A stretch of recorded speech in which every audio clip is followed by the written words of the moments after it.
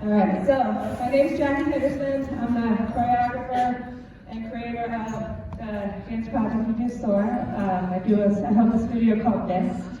And what we're doing today for you guys is we're going to talk about diversity, inclusion, and prejudice. So I have a panel of people I'm going to have come up, so my panelists could come up and take their seats.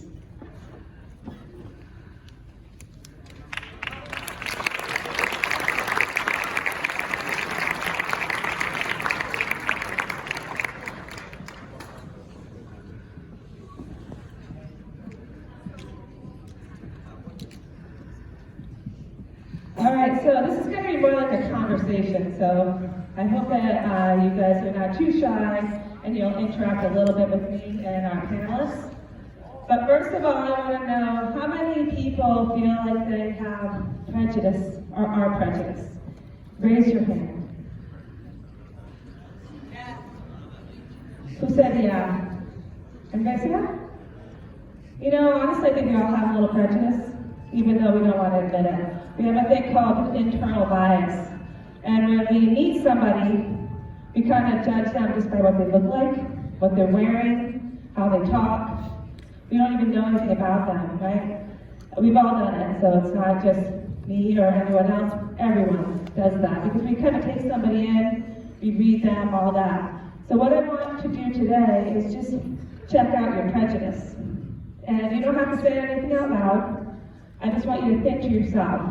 So I'm going to introduce our four panelists, and I'm just going to have them stand when I say their name, and just check that person out. Who do you think they are? What kind of life did they have? What did they overcome? Who are they? And just do it in your head. You don't have to say anything out loud. So first I'm going to ask Daniel to stand up.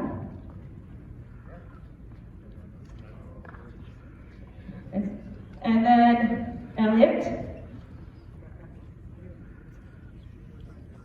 Trisha, and Annette. So just take them in, and by looking at them, you know, we all come to some kind of conclusion, right? Everybody does. That's prejudice. You know why? Because it's a pre-judgment. You're judging somebody just by how they appear. We all do it, right? It's part of life. But what I want to do now is have each one of these people tell you about themselves and see if you were right. See if your prejudgment was accurate or not. And also notice if these people do have anything in common with them. Because it's really important, especially when you're adolescent, getting ready to go into adulthood, to have people you can relate to. And maybe today that will be your day. Okay, so I'm going to have the three people can have a seat. Well, Daniel goes first, and Daniel's going to share a little bit about himself.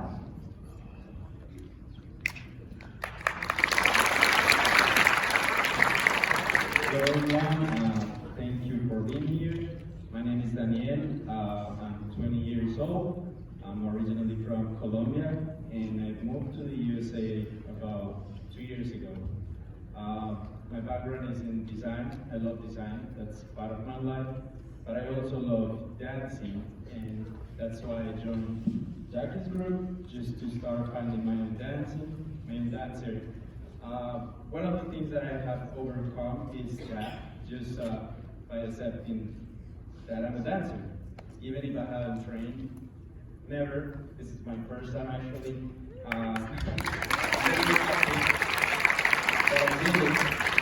And the problem sometimes is just society judging us for things that we want to do. I want to be dancer, but I knew that my culture probably wouldn't accept it if I did it. And now I'm realizing that it's a life. It's about what you want, about how you pursue your things. Life is not easy. Sometimes it's really hard. When I was at school, I had bullied because of my sexual orientation. Now, today, I live with my husband and our cat here in the USA. I like you guys, and I was suffering, you know, just because of people who were around me, because of who I was, and just today I'm loving myself because that's the end. Just getting to really love yourself. It's all about us. The answers to what we want are inside of us. So you guys just need to find it, make sure that's what you want, and then just go for it. No one can stop you to do whatever you want to do. And here I am.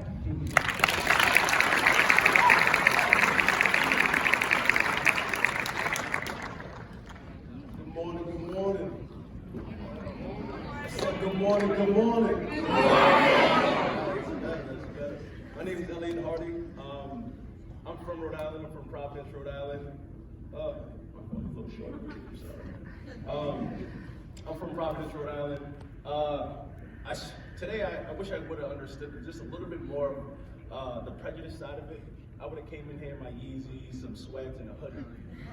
Like that's what I would have came in here as. And a lot of people I would have got looks even stepping out of my car. I would have got looks walking into the store. I would have got looks doing that whatever I want. And they judge me based off of how I look with that hoodie on, or because I'm casual, or whatever it is. But then when I dress like this, I dress for work, people treat me different. People, they look at me different. I don't get that same feel of, what the hell is he doing here? Oh, excuse me, sorry. Like, what is he doing here? Or that type of look, you know, and I travel for work. I work at the New England Institute of Technology. Any applicants? I work at New England Tech, so I travel for work. I've been to plenty of places. I've been to China. I was in China as a tall black man in China. I was a celebrity. They don't really see too many people like me out there, and I didn't see too many people like me either. But I was extremely comfortable. I grew up in Johnston, Rhode Island, where it's a predominantly white school, predominantly white town. There was maybe 5 or 6 of us kids of different backgrounds at the school, and we related to each other. But I'm kind of going off on a tangent. But so to get back to just the way I dress, I wear a do-rag, I wear all this other stuff, and I get judged just for me standing there. I wish I would have dressed like that, so me getting up here speaking articulate to you, you may have not thought, like I came through the back door. If I would have came through this back door, no one knew who I was. I just met Jackie today as I walked into the building. If I would have came in a black hoodie and all black, people would have been scared. People wouldn't know who I was or what I was doing there. But I came in my trench coat, I came in my turtleneck. So don't judge people. Me, I came from a background to where, like I said, I moved a lot, I traveled a lot. Fun fact, I went to over 20 different schools from the day from kindergarten to the day I graduated college. I moved a lot. I had to be able to become a chameleon. Before I got my job after college, I've never been in a place for more than 2 years. I always moved. There was never a place, I've never stayed at a middle school, never stayed at an elementary school, I graduated from the high school I graduated. That was only my first year at that school. So, I get judged everywhere I go. China was a perfect example of it. Because no matter, I went to the K-pop, which is, anybody know K-pop? It's a little bit, if you want a girl. It's a karaoke spot, but they do it very big in China. But just walking into there, people, I get so many looks. And honestly, I don't care. I don't care what people think of me, and you shouldn't. No matter what you are, what you look like, what you wear, the color of your skin, so what? People are going to always have their opinions. But perception is a huge thing. And when she asks, does anybody have prejudice, I almost raise my hand, because everybody has a prejudice. I don't like certain things, and that's me. You're perfectly fine not liking what you don't like. And so, yeah, I'm kind of lost right now. Yeah, so, all right, any questions?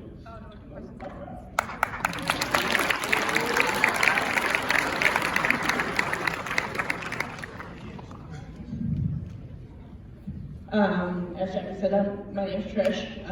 I actually grew up right here in Newport. Graduated from here, I won't say how long ago.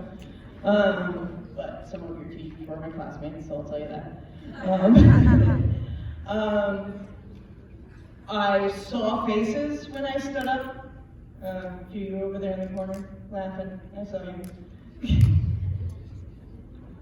I get that a lot. Yeah, I'm calling you out. Because that happens. People will look at you right off the rip and judge you based on what you look like, without ever giving you a chance to speak, without ever knowing what your background story is, where you came from, what your family's like. People judge me and say, "Oh, you're from Newport, you must be rich." Yeah, no, I'm not. I didn't grow up rich. I grew up with kids who had a lot of money and who assumed that that's what my family was like. But that's just like a judgment based on what people think Newport is, right? I noticed a difference in the way I was treated when I cut my hair. I didn't come out, if you didn't guess, based on my appearance, I am a lesbian. I know that's a stereotype, but I didn't come out until I was 19 because I feel like I waited that long because I had no representation. There was nobody on TV, there was nobody in movies, there was nobody in magazines or books I read or people in my life that represented that for me. When I went away to college, I met people like myself, and it was like this light bulb went off, and it was like I had been on this path not knowing I was looking for something, or not knowing why I felt the way I did, until I met somebody and was like, oh wow, wait a minute, this might be who I am. And then I was terrified because I grew up in Newport and it wasn't very accepting. My brother still went to school here at the time. And when I came out, he got bullied, right? Because that makes sense. But he got bullied because his sister was a duck, you know what I mean? And I know that term is frowned upon. I embrace it, just like the term queer, which a lot of older gays don't like. But I feel like embracing those terms as who you are gives them less power when they're used against you. And so he was bullied because of who I was, which was just awful.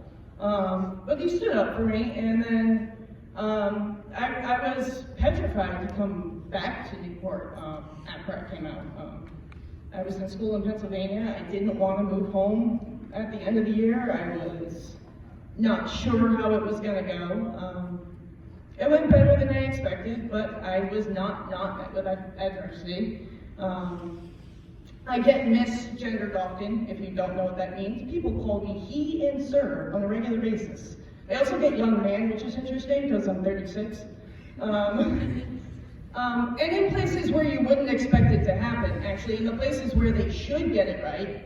I went to New York Pride at the end of June, to a New York Pride event. Went into a marked gender-neutral restroom, only to have the person cleaning it tell me I was in the wrong restroom. And I'm like, it says gender-neutral, which means I could kind of choose which restroom I want to go to. But second, like, who are you to tell me where I belong going to the bathroom? And I know that's something that's coming up now, where those things are starting to change. But ladies, if you find yourself in a restroom and you look over and somebody appears to be a man, maybe they have short hair, maybe they're wearing baggy clothes, maybe they have a shirt and tie on, because I often wear them. Leave them alone. Don't go get security. Don't give them a look. Don't double check the door to make sure you're in the right restroom. Don't tell them they're in the wrong restroom. People should be able to go to the bathroom in public without being harassed by other people. And it happens a lot more than people realize. As for things that I've overcome, that's something that at this point in my life I've kind of just, it happens. Most people don't need anything by it. But in 2008, I went into a restaurant marked ladies. There were 4 women in there who did not feel like belonging there. And they made that perfectly clear. I stepped out, I let them finish doing their thing, and they left. I went in, I used the restroom. I came out, I left the restaurant about 20 minutes later, and they were waiting for me outside. These 4 girls felt that my need to use a ladies' room was justification enough to wait outside for me and then jump me and beat the living crap out of me for using a restroom. Now, I've spent the majority of my adult life advocating for children and adults with developmental disabilities. I have volunteered for the LGBTQ community with Rhode Island Pride and Marriage Equality Rhode Island for 15 plus years. I have spent my whole life fighting for people who can't fight for themselves. And now here I was fighting for myself because I had to pee. And I know that sounds silly. But when the cops showed up, I was face down in the middle of Spring Avenue, North Providence, with my face being smashed into the cement. And the girls who beat me up, one of the 4 was charged. The other 3 were let go.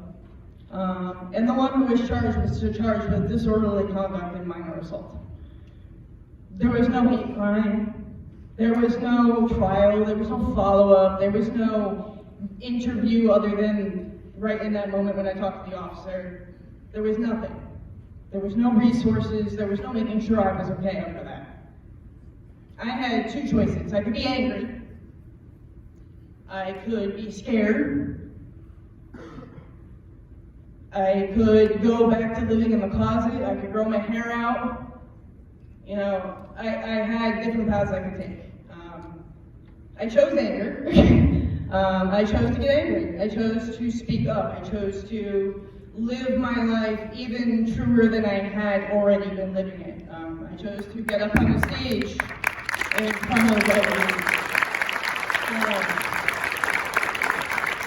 I recently ran for Miss Lesbian Rhode Island and won, so I am actually your current Miss Lesbian Rhode Island. It's a community service platform, so again, taking my time and energy and dedicating it to try and making other people's lives better. Because I know what it's like to grow up being judged for who you are. I was probably 10 years old the first time I was bullied for being gay. And I didn't even know I was a lesbian.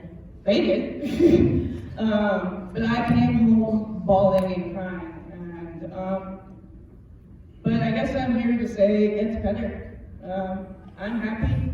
I have a loving partner, and she has a 17-year-old daughter. I know how all you mean girls can be.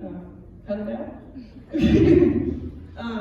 And, you know, we're happy, and I'm happy, and I work as an EMT, and I have fulfillment in my life, and my family is much more accepting than they were when I came out, which I know is not always the case. But you will find your family if they're not accepting, because, I mean, I have, so.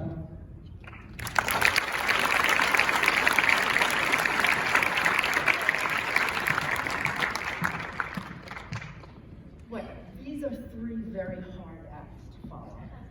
Very, very much so. Every day you struggle, and every day I struggle as well, but every day you struggle. I don't know what you thought of me, I don't know what your judgments are, I don't know what you thought maybe, how it was for me growing up. You know, what do you imagine me doing at 9 years old on a Saturday morning, 12 years old, going to school? It would be interesting to hear, but let me tell you, it was not good. I was the oldest of 6 kids. I was a parentified child, as they call it. Took care of younger brothers and sisters. 9 years difference between myself and the younger brothers and sisters who were twins. So taking care of twins at 9 was tough. My mother had been married to her second husband, who was an alcoholic, raging alcoholic. Nights were spent getting him off of my mom, blood, him smashing his hands through windows, through doors, my mother throwing a fork across the dinner table, and the tines actually sticking in his head, and he takes it out, and you see the blood. I was only 7 at that time. I've seen my mom try to commit suicide. So by every stretch of the means, and these are only little captured pieces for you, probably should be a drug addict, maybe an alcoholic, maybe somebody who isn't gambling. All of these, I don't know what to call it right now because I'm really scared at the moment, but all of these things that we develop to compensate for the anxiety and the stress and the hurt and the shame and the guilt. Fortunately for me, I was able to, I don't know how, but you find it.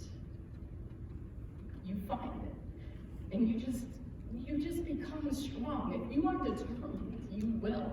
And I feel so stupid right now, listening to what you go through now, where I've already overcome, I've overcome. And I am strong, and I continue to push, but I by no means lived a good life. I work hard every day, I get judged a lot. I walk around, and damn right, I walk around like this. And just the simple fact that I walk around like this, I get labeled snot, stuck up, snob. Who does she think she is? I think I'm great, to tell you the truth. If you only got to know a little bit better, you too would understand. And you are allowed to think that you're great. How you treat others will really speak volumes of the type of person you are. But I've lived a rough life. And it's just a snapshot. And I've overcome and still do push myself through everything that is fearful. And here I am today. Oddly enough, if I can just throw this in here, I'm 50 years old. I had a son when I was 18. All my life I took care of kids. Then I took care of my son. I was a very good mother, took very good care of my son. Then it came time where when he was gone, I was like, all right, what the hell, who am I? Who am I? I always had a good job. I pride myself in my job. My successes in life came from the jobs that I held, which were fairly good jobs, and I worked my way through. And I stayed at places for a very long time. 9 years, 11 years, 6 years, 10 and a half years. Those are a long time. Anyway, I did very well. Then I recently lost my job in 2016. There was a big corporate acquisition. And long story short, after almost 11 years, following the merger, not long after that, I was let go. And that's another story. However, I crumbled because in anything that I ever did in life, what I did have were my very good grades to be proud of. Then when it came to work, it was my work successes. 4 promotions, my 6th promotion.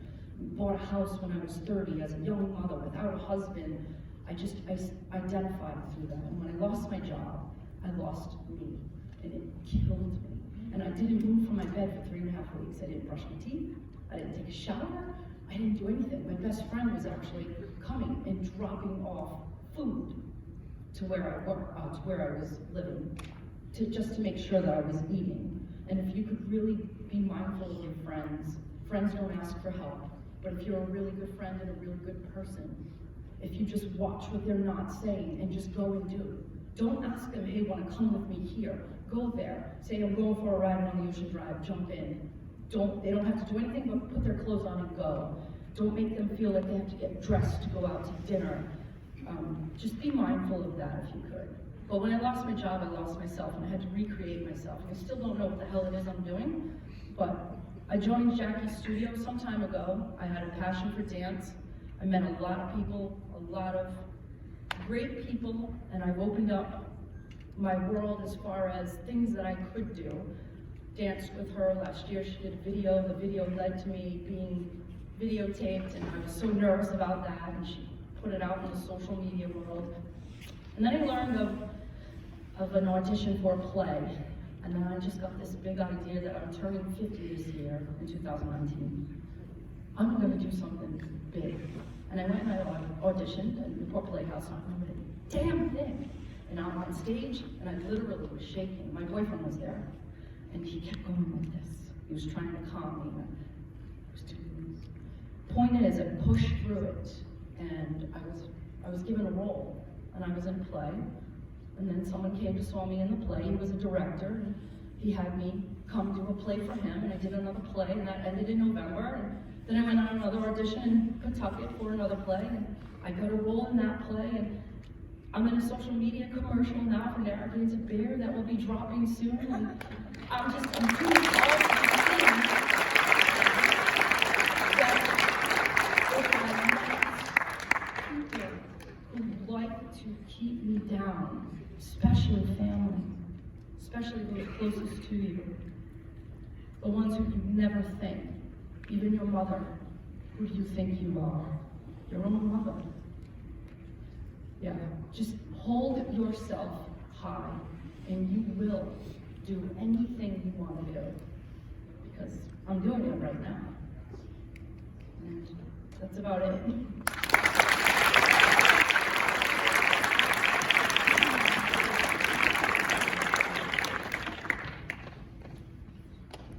Okay, we just have, this was, I don't know if you've ever spoken in front of people, but to share your personal story takes a lot of courage, even as an adult. Bravery and courage, so can I have a round of applause for you?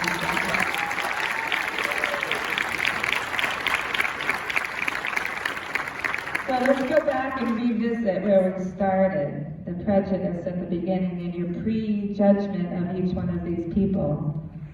Did you get it right? Yes? No? No? How many people got it right? How many people got it some right? How many people were way off? Yeah. We never know, right? We never know. So, everyone knows what segregation is, right? Do you remember segregation? You guys learned about it? Separate. So what the goal of this assembly is integration. Integration means that we come together. And yes, we always have our little groups that we hang out with and people we relate to. But integration is a way of just respecting each other where they're at. So it's honoring your differences. You know, honoring your differences, because every single one of these people can teach you something. And every one of you could teach someone else something, because you've been through something that no one else has been through. So imagine if you got to share that. Imagine if someone listened. Imagine if you sat and listened. Right? So that's honoring your differences. And then you also celebrate your likenesses. What do you have in common?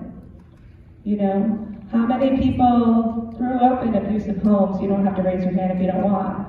But if you grew up in an abusive home, and that story is really pertinent, right? That really touches you because you know what that's like.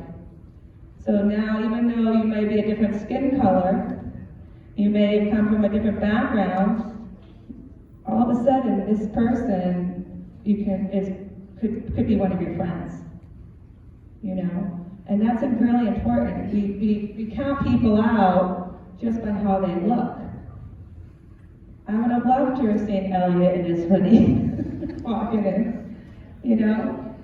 And that would have been fascinating. But also even how he walks in today, he's just very classy and cool, right? So what did you think of him when you saw him? You know? You might not have known what he's been through. You might not know that he's had struggles, you know? And white people don't understand what black people have gone through. We never will, right? And vice versa. We all have our issues, you know, and that's a white person that's been through hell. We all have deep, deep issues, and it's really, really important that we honor the differences in each other. And it's really, really important that you celebrate what you have in common with people. You know, we're drawn to certain people because they look like us. They do the same stuff as us. They play the same sports. They watch, play the same video games. You have your likenesses. But if this is all you got, this little thing over here, who are all those people that you're missing out on as friends, as mentors, as, people that potential allies, right? So expand your view a little bit, and be more inclusive. Like on the back of our shirts, can you stand up for a second? Because I'm going to read the quote. On the back of these shirts, it says, "Sometimes the greatest gift you can give another person is simply to include them."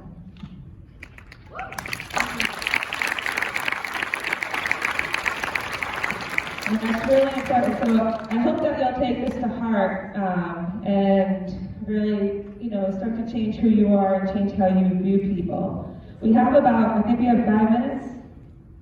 Yes? Do we have 5 minutes? I want to see if anyone has any questions that they might want to ask one of our panelists. Yes? What part of Colombia are you from? It's called Medellin. Medellin. Yes. How was for you to handle, like, being from another country and people treating you? Well, thanks for asking that. I feel like life is always throwing you hard things. When I was younger, it was about my sexuality. Now it's about my language, because I have to come to this country and speak in English. And so it was really hard trying to speak English and getting to connect with people, because people get mad if you don't speak well or if they don't understand. But when I finally did it, and now that I can speak English, now I feel like my Spanish is my superpower, because it's another skill that I have, and I'm above to someone who doesn't speak Spanish. So it's hard, but you just gotta study, and it's on yourself. Like, if you want to be better, then you have to do it. No one is going to do it for yourself. So, We have time for one more quick question. Anybody have one more quick question for anybody? Yes. You can share stories in Spanish. We have a lot of students here that are not English speakers, and that they just sort of Do we have like 2 or 3 minutes to do that? Okay. All right. es más fácil. Bueno, soy de Colombia, me mudé a los Estados Unidos hace 2 años, y lo que estaba diciendo es que cuando era joven tuve problemas con mi sexualidad y ahora problemas con el lenguaje. Lo que digo es que siempre vamos a tener como problemas en nuestras vidas o cosas que nos van a hacer crecer. Muchas veces lo que vemos que es difícil, creemos que no nos va a hacer crecer, es eso lo que nos hace crecer. O sea, lograr pasar algo malo, es eso lo que nos enseña a ser mejores, lo que nos hace crecer. Con el lenguaje era muy difícil con el inglés, porque la gente se desespera, la gente no quiere repetir, o simplemente porque no entienden español tampoco. Y si yo hablaba en español, pues era un problema porque ellos no entienden. Entonces no quería hablar en español, tampoco quería hablar en inglés. Pero ahora que soy capaz de hablar en los 2 lenguajes, español se ha vuelto como mi superpoder, porque tengo esa habilidad sobre los demás. Entonces es simplemente reconocer que son capaces y que estamos al mismo nivel todos. Es simplemente cuestión de practicar, de estudiar, poner voluntad de ustedes mismos, y pueden hacer lo que ustedes quieran.